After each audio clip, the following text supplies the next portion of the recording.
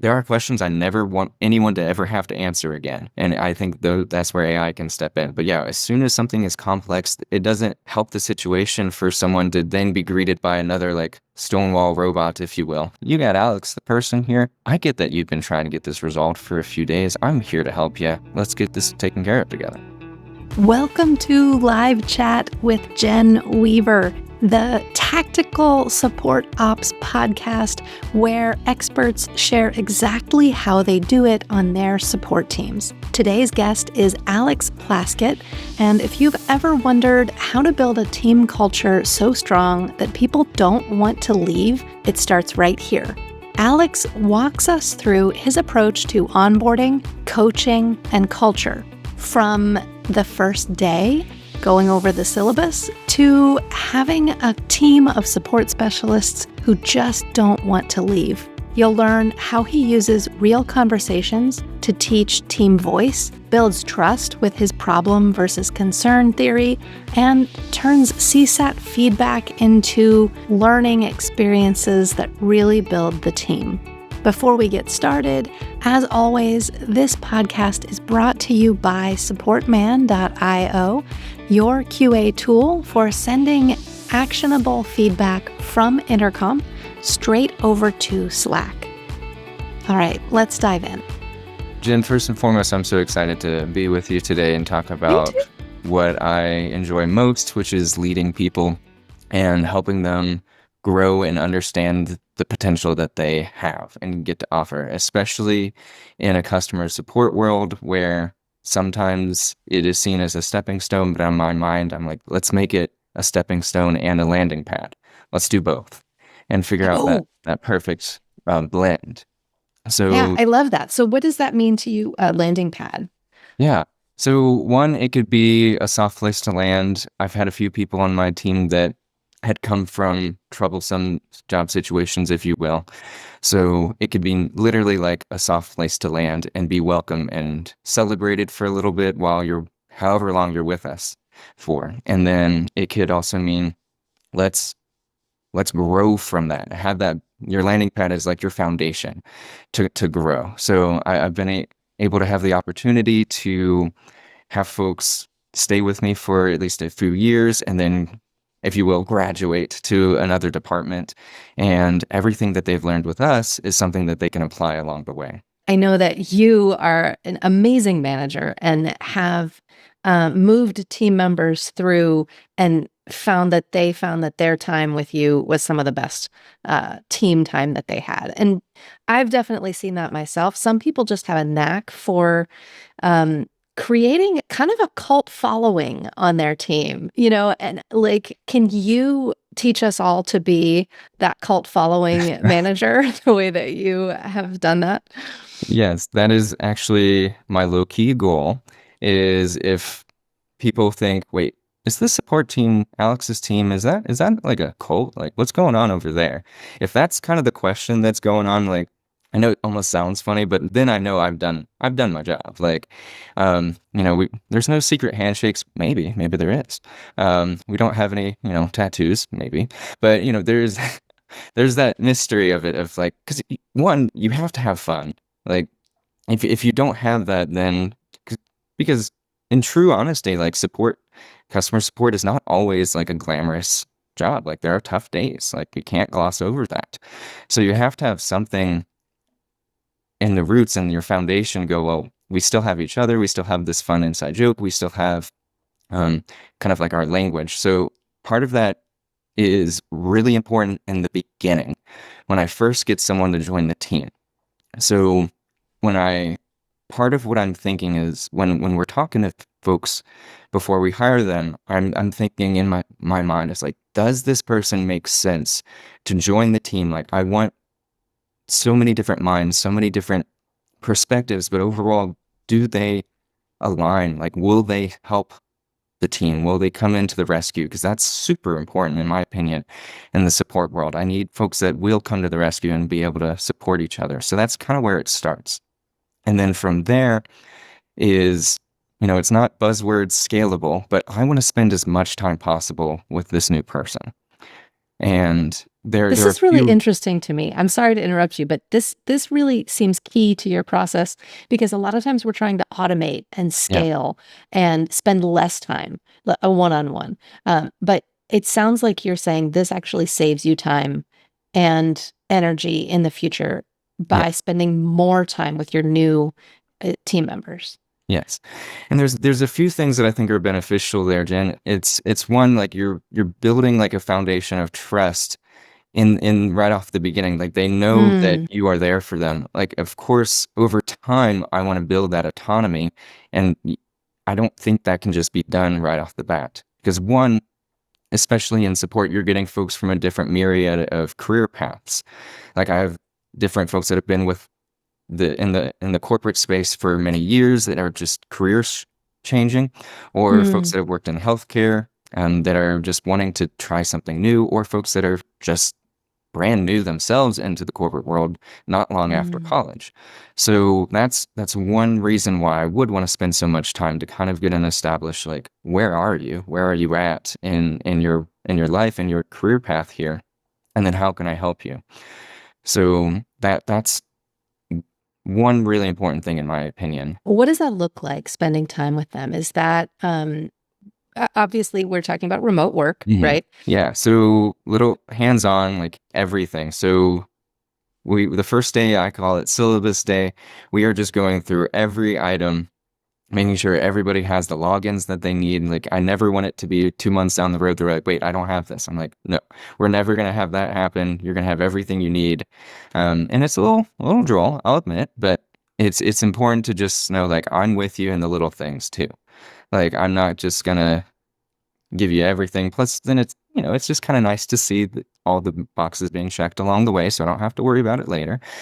So that's part of it. And then yes, in the queue, a few days into it, I'll kind of show what, like, chats are a really big part of what we do at our company. It's a majority of our communication, so that's very easy to observe and show. So I can start leading an example, and that's another thing too that's important with this is the voice. Like I want everyone to, of course, build their own voice because you want a consistency, but not so consistent that you think you're talking to either a robot or the same, like, bland kind of thing. So, you want the the spirit of our company and what our brand should represent and how you communicate with us.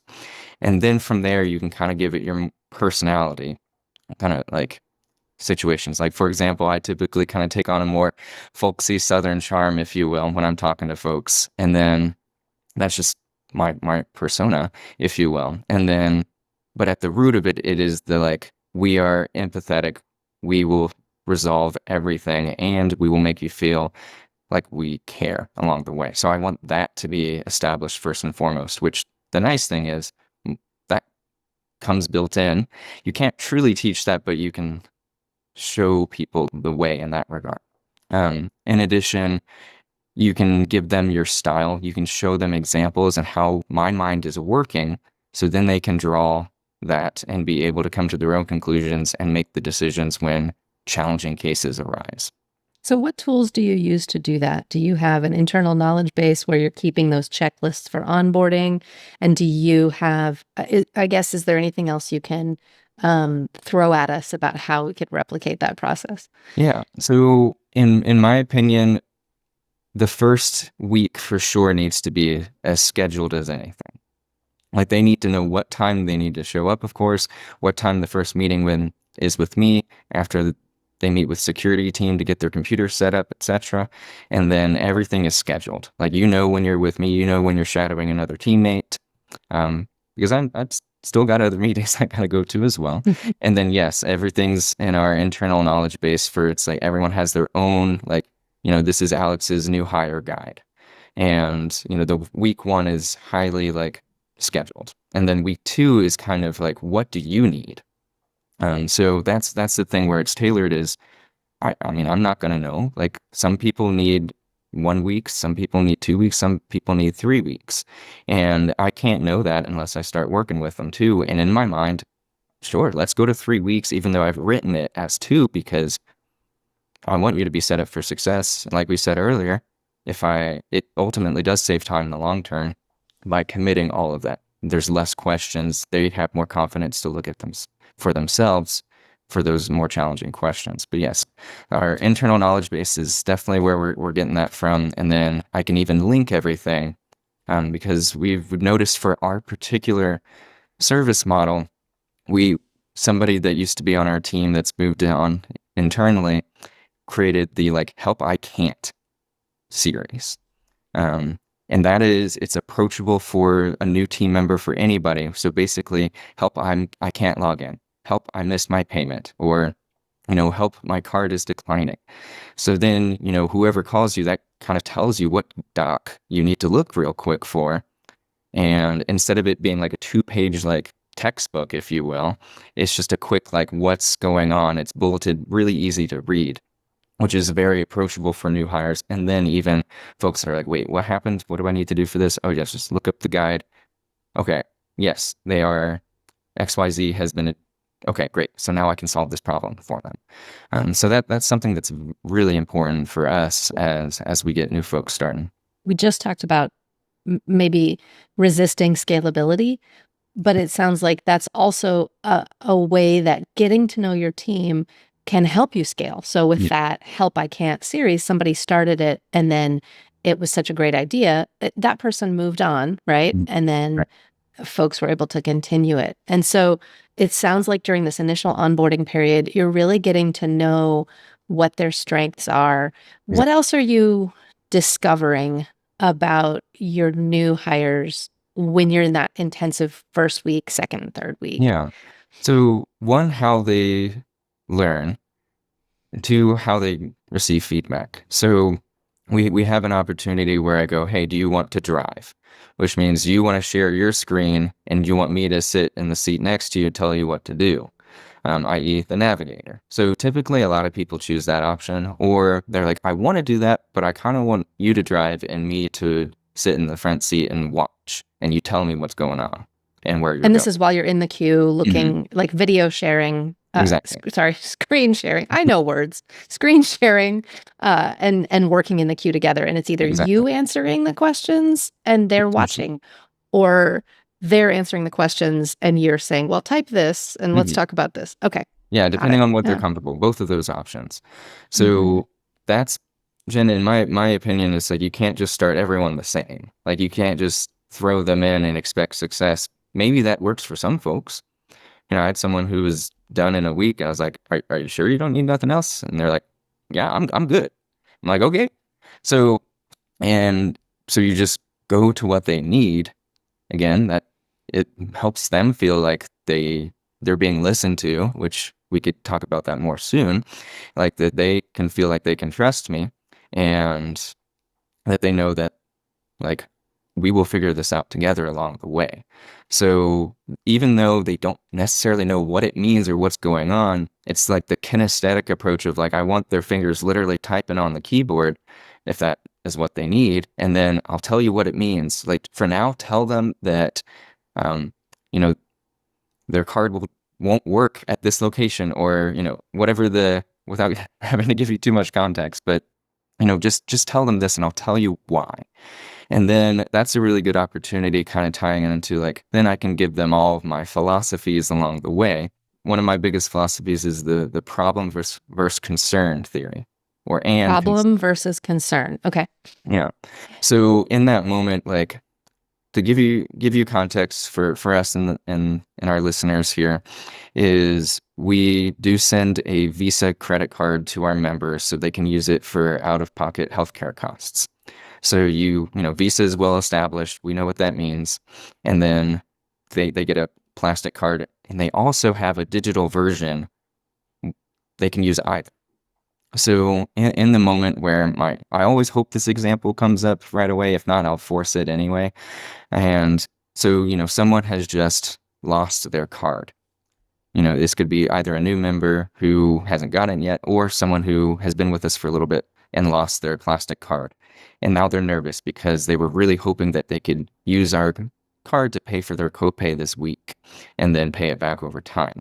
they were really banking on that. So they call, they're a little nervous, they're kind of concerned, they're worried that, hey, like I lost my card, like I don't know what to do. Like, hey, I completely understand. First and foremost, we can definitely get you a new card. However, it will take about 10, 12 business days to get to you. And they're like, well, that's not enough time. But before they even continue to be nervous, you meet them before that. And what's their real worry, Jen? Is they're worried they can't use our product to take care of their copay this week. So, literal problem, they lost their card, but why are they worried about it is the concern, is now they can't go to the doctor. So they think. So if you can catch them before they can continue their quote spiral, if you will, is you can say, but wait, have you heard about the virtual card? They're like, oh my gosh, wait, yeah, I know about that. Or they're like, wait, no, tell me more. So you're like, hey, the virtual card, you can add it to your mobile wallet, or literally just tell them what the numbers are and they can type it in. They want their money, they're going to type it in. And you kind of like meet and predict, or in the buzzword for customer support world is proactive solutions here, is you can tell that. And now they feel like you've been truly listening to them and they feel taken care of. So that's another important reason why I want to spend this time. And you can read that. Yeah, sure. I will one day write a book on the problem concern theory, but you got to see it. You got to see it from and experience it, in my opinion, to truly be like, oh, that. And then that makes a wonderful coaching analogy for later. Like, hey, you did a really great job addressing, knowing what they meant, because sometimes people say things differently. And that's one of the skills from support, is you're teasing out the important pieces. And yeah, you did great at solving their problem. I do want to mention that you did not exactly address their concern. And why do you think that is? So then they can look back at that conversation or listen to the call and go, well, they mentioned that they were worried about this or this. I don't think I like acknowledged that enough. I was like, yeah, I agree. Like, what do you think you could have done to acknowledge that better? Like, is there any certain words or a certain sentiment? They're like, yeah, I could have just encouraged them more or something, so that's a wonderful way that we can establish like the building blocks. From there, anytime we have to have a more challenging conversation or good feedback, we have that as our way to do it. And additionally, I can know how people best receive feedback. Like, do they want the classic, compliment sandwich, or do they just want it no holds barred, or whatever the phrase is? Like, just tell me like it is. And then that gives me, in my mind, the permission, because personally, I am not like a no bars hold or whatever person. I'm not going to be so dang direct all the time, unless you tell me to. And then I will definitely do that for you. And that's part of that learning experience about how they learn and then how they receive feedback. Mm-hmm. Mm-hmm. And that makes me think of something else, actually. So you've been doing these one-on-one ride-alongs in the queue as you get started, and then you transition to kind of letting them be independent. How do you go in and kind of randomly sample conversations to look at them to see how they're doing, or do you have them come to you, or like what's your process after to kind of wean them off this one-on-one? A little bit of both. So I'll admit I need to always look at more for QA's sake here, but always more, but yes. I'm sure you're doing great. Thank you. What I've noticed is helpful is putting it on a little bit of both of us, like either a live check-in and just kind of watch the chats, because we can do that, and like write in a little note, or the perfect world solution is like, hey, like I want you to give me like a toot your own horn conversation here, and then I need some help conversation. Like where you like think you kicked some butt, show me that. Let's show off. And then one where you're like, ooh, I don't know how that went. Or like, I know I could have maybe done something better to either address their problem and concern, or it was just a difficult conversation. Like, what would you do to recommend otherwise to de-escalate? So putting it on them, and then they can kind of like think about, because I want them to know like what success looks like and what a good conversation looks like internally, so they can make that connection. And then, you just do a little bit of random, because you find some good stuff with some random. Yeah. What's your method for finding, I know it depends on the help desk that people use, but I always found that challenging to find random conversations without a tool that would do it for me. Yeah. The The way that I've done it is we use Intercom for chats. Again, that's our biggest majority of conversations, and they got the happy faces.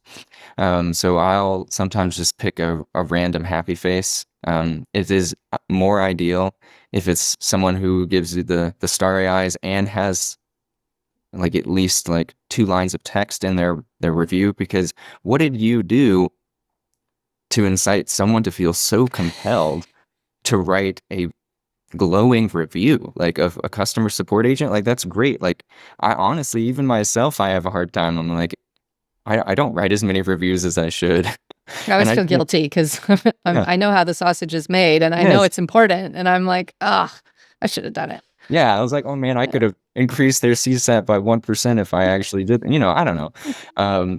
But yeah, so maybe not everyone thinks like that. But regardless, like they were blown away by something. Like, what did you do in order for them to feel however they express themselves in that moment? Mhm. And like, let's analyze that. And the funny thing, Jen, is it could be the shortest conversation or even like a really in-depth one.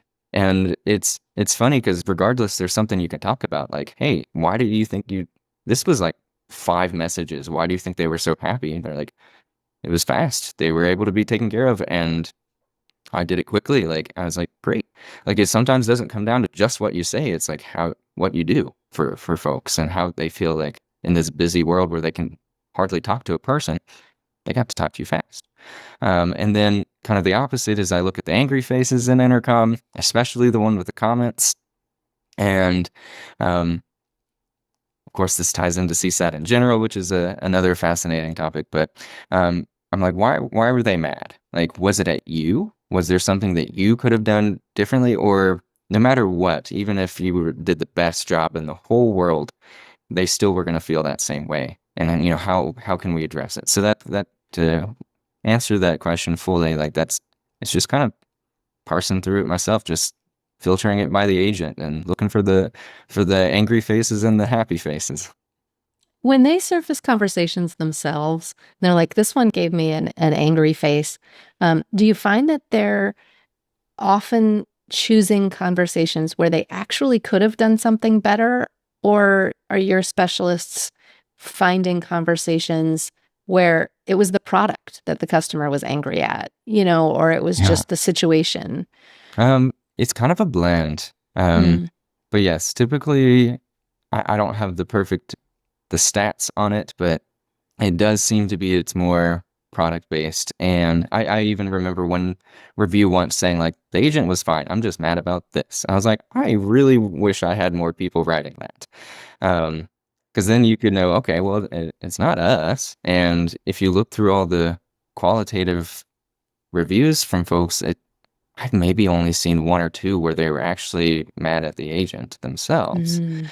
But typically, when folks want me to review, it's a call, and we haven't gotten all the CSAT figured out for that quite yet. But it's something where they're like, "Hey, they gave me the runaround. Like, how do I get someone off the phone who we can't do anything for anymore?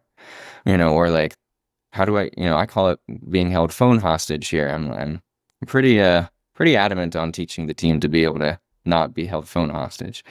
So that's always a good learning opportunity too, is one, they're kind of mad at the product itself, to your point, and two, it ultimately doesn't help and it hurts the member to continuously be riled up by on the call, in my opinion. So we just want to be succinct, end it. So that's always a good like call to have someone be like, what do I do? I'm like, let's talk about it.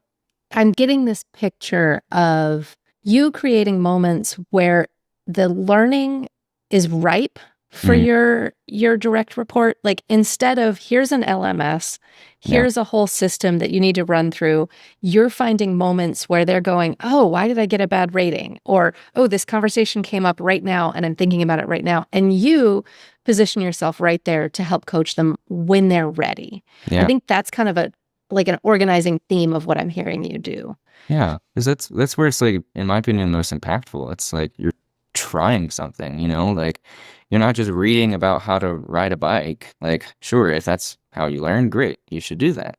But in my opinion, like literally riding the bike is how you're gonna get the less wobbliness, if you will, over time, and know how to balance yourself and how to be able to do so independently without someone holding your shoulders or on the training wheels, if you will.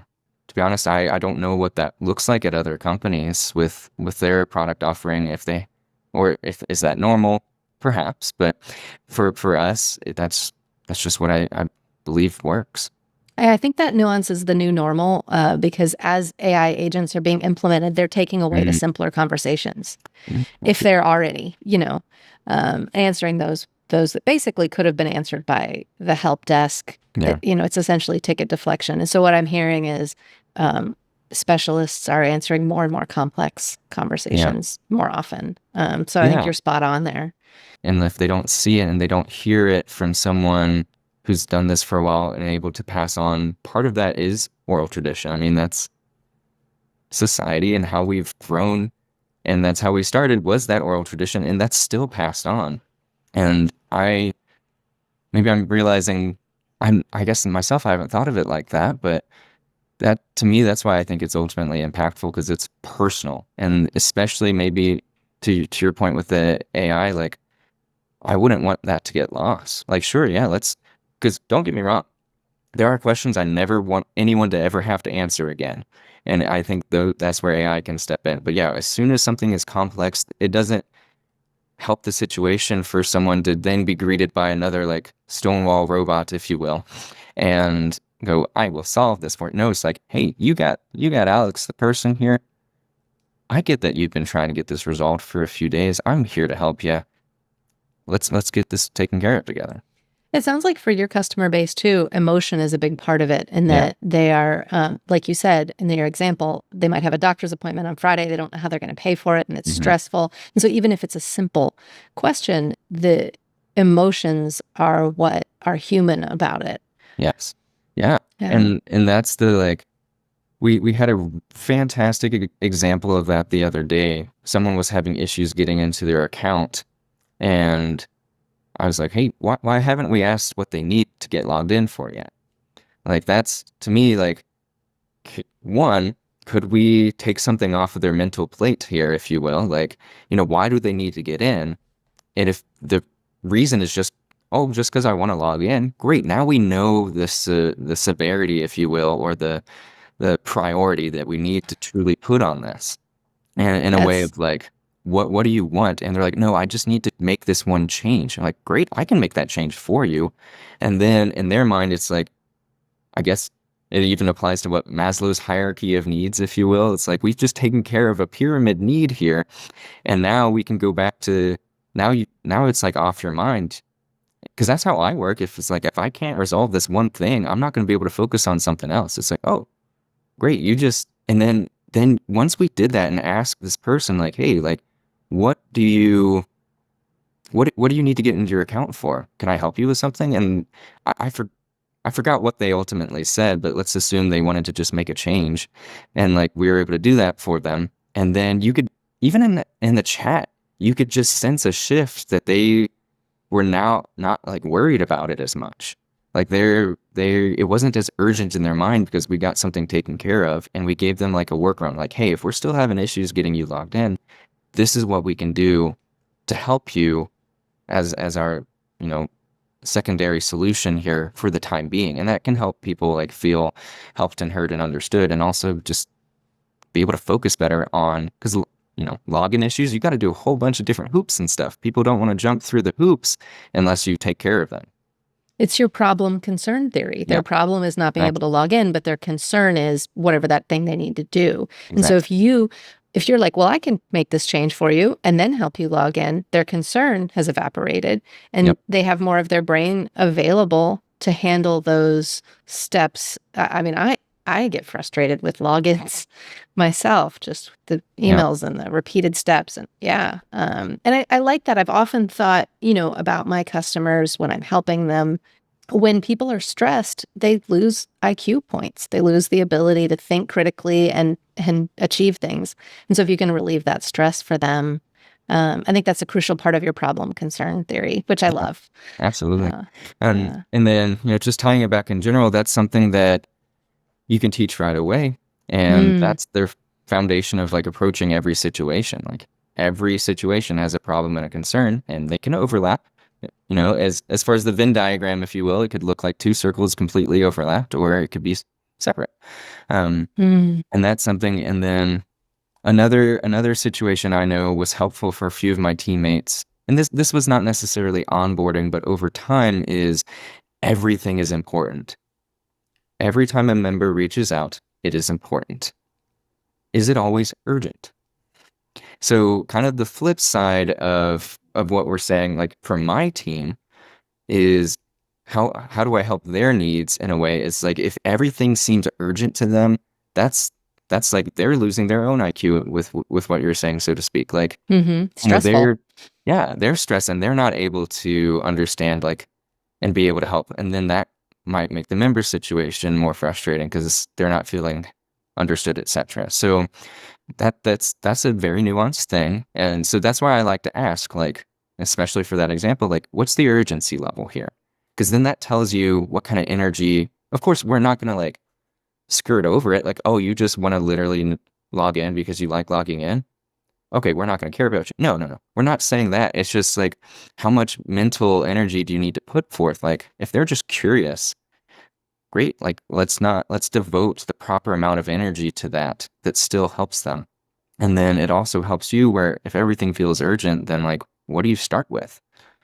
So it's able to help you prioritize and organize it in a way as well. So I know I definitely have two clear examples of teammates they like still think about it. They're like, once that shifted for me, yeah, that helps so much. So now that I know that myself, I can start trying to teach that to folks earlier, along the way. So I think, yeah, tying back to onboarding is super important. And then something that I know we also wanted to touch on too is like during onboarding, you of course get to know them, they get to know me, and I've been doing better at like opening up a little bit to increase that like, oh, this, yes, this is my leader, my boss, but they are also a human being who is learning along the way themselves.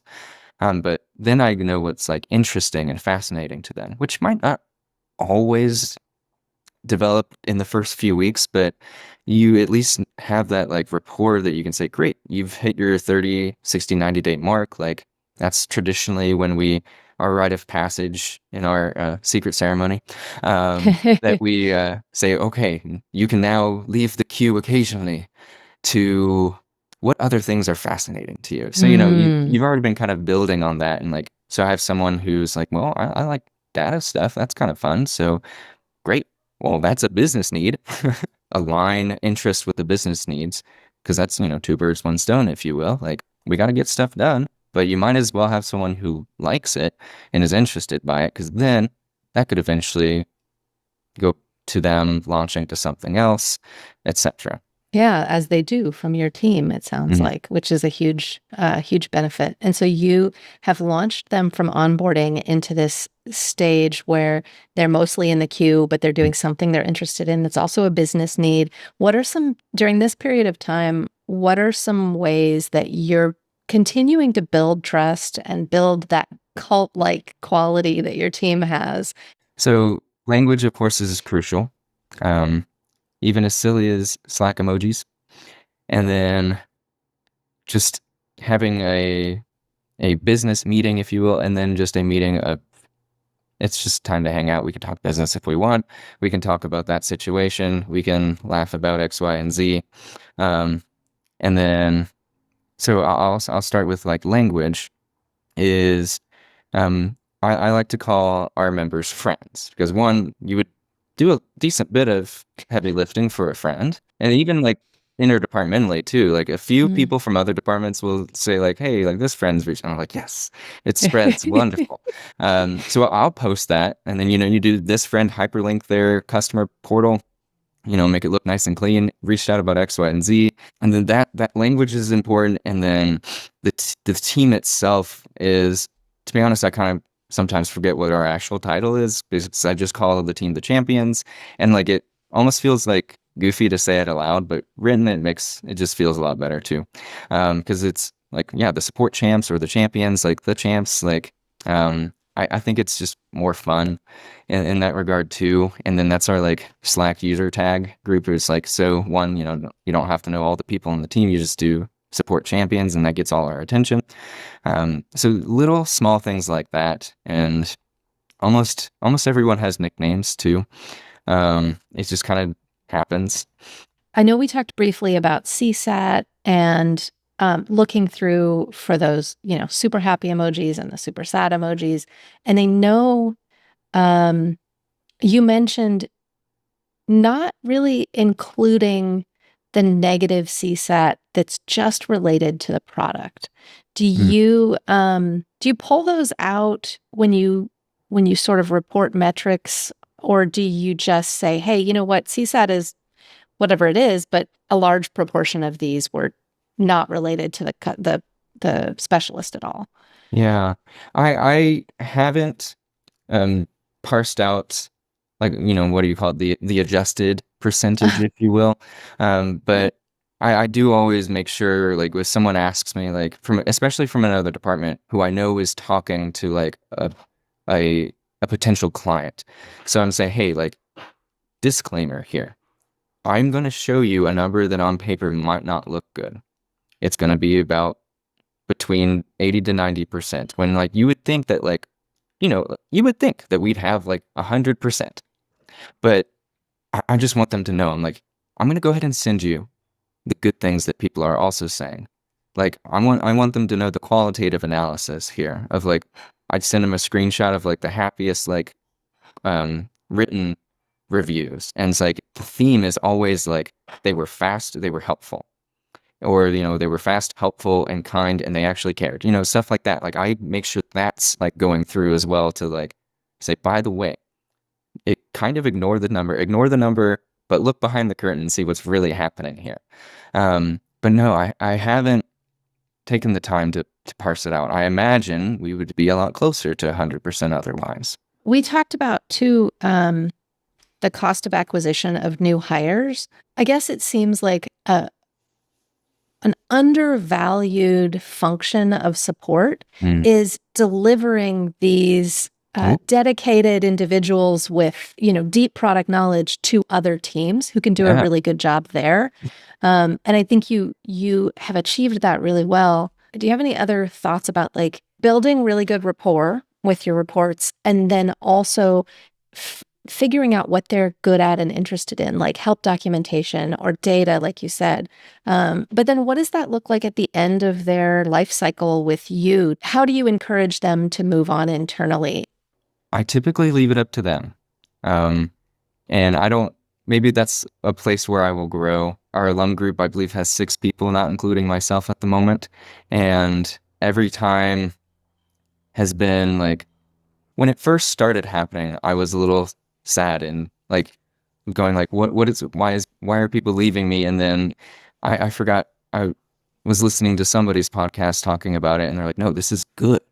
Like this means things are going well. And that's my next stage is realizing, no, this is good. One of my team members felt like they could tell me like at least a few months ago saying like, hey, like long term, I don't see myself here forever. And I'm like, I get that. Okay. Well, what are we going to do? Let's work on this together. Which, I was very honored that they would want to tell me that. So in that moment, like as soon as I know, I'm not going to like force them to stay. I'm just going to see what other options are and we can talk about it. So why is this fascinating to you, or what is fascinating about it? And how can I help you? And, I was able to like talk people through that transition too, because, I want them to spend the time they want to spend. As soon as they start the conversation, I'm all about like, let's make it happen. If It we sounds like it's like everything else you've described. It's very much led by your direct report, by can. your specialist in terms of what they need and what their Mhm. journey is. And then you're there to assist them. It's Yeah. really, truly servant leadership. Mhm. Thank you. Yeah, I think that's a term that describes you well. And I'm really grateful that you spent some time with us walking us through what that looks like. I can't wait to share this podcast with the world. Absolutely. Jen, again, thank you so much. I'm so happy to have this opportunity to speak with you. Thanks for listening, and thanks again to Alex for giving us a little window into his world. If you got something useful out of today's episode, make sure to subscribe wherever you get your podcasts or on YouTube, and we also have an email newsletter that sends out this podcast and more. All those links are in the show notes. Let's go over those steps that Alex uses to create his culture framework.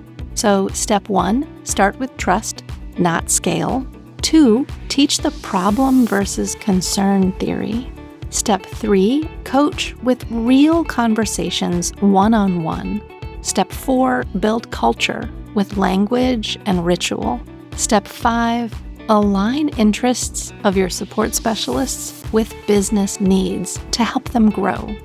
Please do reach out to me on LinkedIn. That is in the show notes too. And let me know what you'd like to see in future episodes.